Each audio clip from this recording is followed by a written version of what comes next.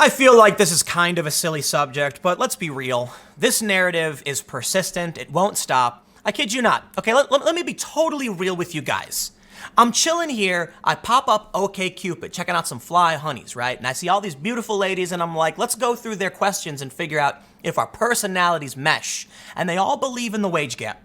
Okay, let's be a bit realer. I don't really call women fly honeys. I'm kind of joking, but no, I really was on OkCupid. Now I'm just kind of like browsing, sitting here in my, just kind of killing time for a few minutes.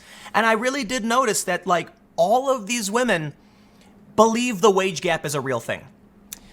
It's just not. Right? But I want to make sure I clarify in the instance that there's going to be someone who really believes it, who may be watching. There is a disparity in the amount of pay between men and women, but it is not believed to be due to discrimination. It's due to national average behavioral patterns between males and females that are different.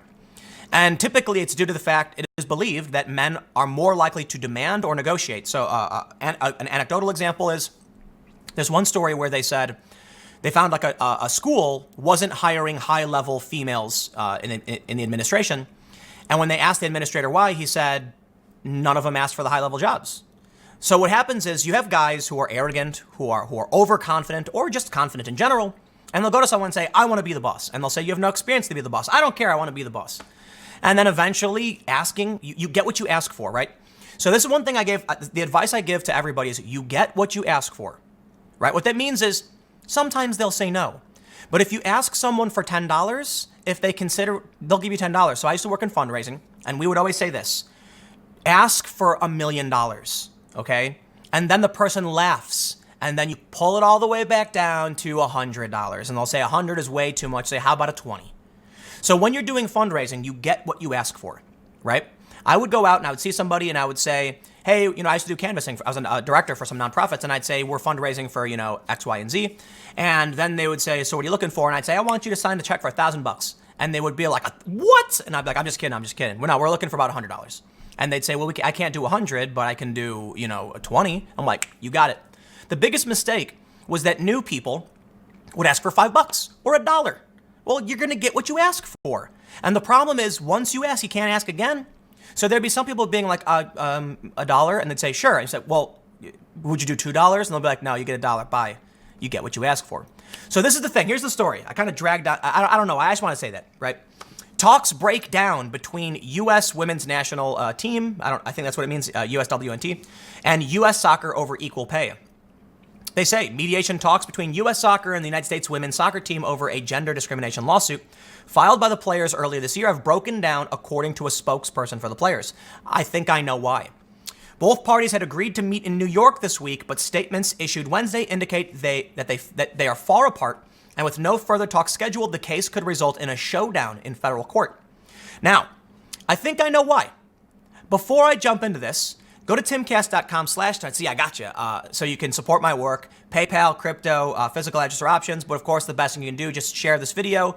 You were getting so close, the suspense was building up, but don't worry, I'm not going to keep you hanging. Sharing this video helps me get around the demonetization and the deranking. But let's get back to the news. The Daily Caller reported, U.S. Soccer Federation president says the women's national team has lost $27.5 million since 2009. Oh, you mean they're losing money? Listen, I don't care if you're male, female, black, white, Mexican, Muslim, Buddhist. Those things don't matter to me. What matters to me is function, right? You know what I'm saying? So if you run a business and you are in the hole, we can't pay you more money if there isn't more money to pay. It seems like even with this data, or at least he says it's true. I'm not saying it is. There's been counter arguments, counter stats, but we have at least one instance where a couple weeks ago, the guy said they've lost nearly $30 million. They get a higher percentage of pay relative to the game, and they're still losing money. So how can there be talks to increase your pay when you're losing money? Now let's assume they're not losing money. Let's assume this guy's wrong. The women team still get a higher percentage of pay and a guarantee that men don't. And this is what's crazy to me. They're different businesses. It doesn't make sense. Like the way I put it last time is, if I had a Starbucks, or I don't want to say any proper. Let's just say Tim's Coffee, and across the street is John's Coffee. How does it make sense that the staff over at John's Coffee demand higher pay because my business is paying more to my staff. They're different companies. Now, let's say there's 2 stores. Let's say I have 2 locations. And the one location a couple miles away says they get paid $1 an hour more than we do. Well, it's actually quite simple, I'll tell you. That location is downtown, a higher cost of living. I have to pay my staff more, and it makes more money. You're in the burbs. You make less money. It's a lower cost of living. Now, admittedly, I don't want to use the cost of living argument. I shouldn't say admittedly, but the cost of living argument isn't fair when we're talking about gender. The point I'm trying to make is it's a different business with a different fan base. And according to at least one guy, it makes less money. The problem is it's not so simple as just point the finger and say women should get the same deal as men. If a guy gets paid $100,000, it doesn't make sense just give them $100,000 if we're not talking about the same business. So here's the point. Although they are under the same, federation or whatever, what is it, US Soccer, it is not the same product. It is not the same business. They're not selling the same thing, okay? People want to watch men play. It would be kind of like saying, how come the store that sells chocolate ice cream makes more money than us who sells vanilla ice cream? Well, because they're different things. They're both ice cream, but they're different, you see? And some people might like one more than the other. Vanilla might be a little boring to a lot of people. I don't know. Some people I actually like vanilla more, to be honest. Let's read. We entered this week's mediation with representatives of USSF full of hope, the player's spokesperson Molly Levinson said in a statement to CNN Sport. Today we must conclude these meetings sorely disappointed in the Federation's determination to perpetuate fundamentally discriminatory workplace conditions and behavior. It is clear that USSF, including its board of directors and President Carlos Cordero, fully intend to continue to compensate women players less than men. They will not succeed. We want all of our fans, sponsors, peers around the world, and women everywhere to know we are undaunted and will eagerly look forward to a jury trial. I do too. But here's what I would offer. I would say, here's what I will do. For the men's and women's team, we will guarantee X percentage of proceeds per game. How does that sound? You know what the problem is? That would reduce the pay of women. It would make them get paid even less. When you actually pay them fairly, a percentage of earnings, the women will make less. Why? Because the women get a higher percentage. Now, I will stress this point too. If you're a larger organization with subsets, I do think it is not out of the question for women to say, you have a marketing problem. That's fair. If the men and women are both producing the same amount of, so let's go beyond the argument about how much money a business receives.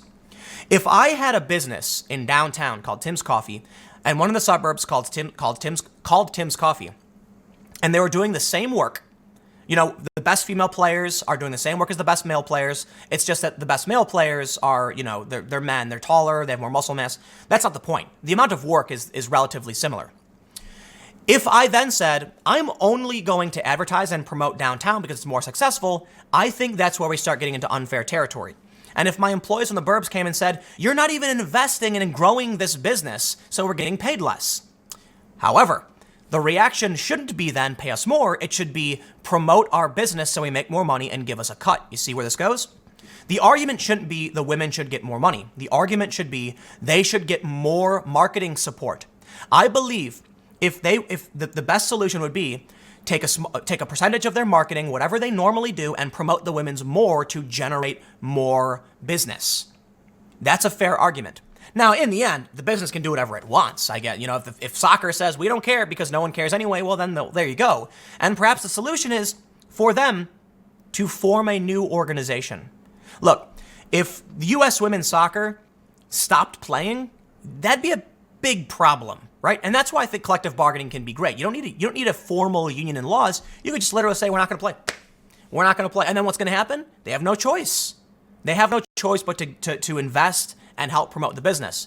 If they came out and said, we want more money or else we won't play, well, then they'll just say, okay, well, the money doesn't exist. You can't have it, right? That we can't pay you money that's not there. They've already lost, according to at least one source, $30 million. So they can't pay them more. What they can do is invest from other areas to make the business work. I'm not saying they have to. I'm saying that is the better argument from the U.S. women's team is how can you better promote our company? In fact, Megan Rapinoe, I think I'm getting her name right, said the best thing you can do is support us and buy our products. And they're getting a ton of press for this. That might actually be what they need to increase revenues, and it might make everybody happy in the end. So here's the thing. All this press attention may actually be the solution. If this rallying cry generates more ticket sales, there will be more money to pay them. And hopefully they get out of the red, because for now, at least according to this source, which could be wrong, they're in the red. You need to be in the black. You need a surplus to pay. Right now, it seems like they are investing in women's soccer, hoping it will someday become valuable, because I think it's fair to point out, I could be wrong about this, but women's tennis, ridiculously valuable, right? I actually know the guy. I haven't talked to him in like a decade, but I knew that I once briefly worked with the guy who helped start and promote like women's, I don't know to what capacity, but he made women's tennis really, really big. He did like some marketing play. He also worked in skateboarding. That's how I know him. He got him, along with many of the female athletes. I don't know to what extent I don't want to give credit to people who don't deserve it, but I know he was involved in getting female skateboarders equal pay at the X Games. So I do think there's an argument to be made. And the same problem happened there, where the women's events don't make as much money. Less people want to watch because the skill gap is, look, I can't tell you about the skill gap in soccer, but I can tell you in skateboarding, where I have like decades of experience, the skill gap between the world's best females and the world's best males it's like, I don't know how to explain it, but it's night and day. It is night and day. And I mean no disrespect. I have a good friend of mine is a famous female pro skateboarder. I have several friends who are top level females, but I'm not trying to be dismissive or a dick. But the reality is, the best female skaters in the world are about as good as maybe like a 12 or 13-year-old male skater. Don't ask me why. I'm not saying it's absolute. There are certainly some female skaters who are like around like, average male skill levels for sure. But the skill level, you watch the X Games and you will see the male skaters and you will be like, wow, a 12-year-old did a 900 on a mega ramp 30 feet in the air. You don't see that at all. I don't even know if they have women's vert anymore. I think they actually got rid of women's vert skating. So that's where there's the half pipe and you go up and down. The men are doing like back-to-back 540s, 900s, crazy flips. And the women were doing like basic just up like airs, just like going up and coming down. And I think they actually got rid of it because it just was not generating money. So here's the thing. I think in skateboarding, it's of all sports, women absolutely could perform at or near male levels. I completely think so. Based on how the sport is very much an art form. It's about doing tricks, not absurd, not always ridiculous feats of strength and agility. Sometimes it's about conviction and confidence, and I think women have a much better opportunity, but for whatever reason, it's not there. So I'll leave it there. I try to keep these segments short, but look, if you want to quantify the gap between pro men and pro women, it might be hard. If I watched a soccer game of men, I wouldn't be able to tell you the difference if I watched a soccer game for women. I wouldn't be able to check technique or anything like that. But go watch X Games Men's Street and watch X Games Women's Street. And I mean this I'm not trying to be disrespectful to the female skaters. I think they're rad. I know many of them. They're cool people. They're super nice and they're super deserving. But you can see the difference.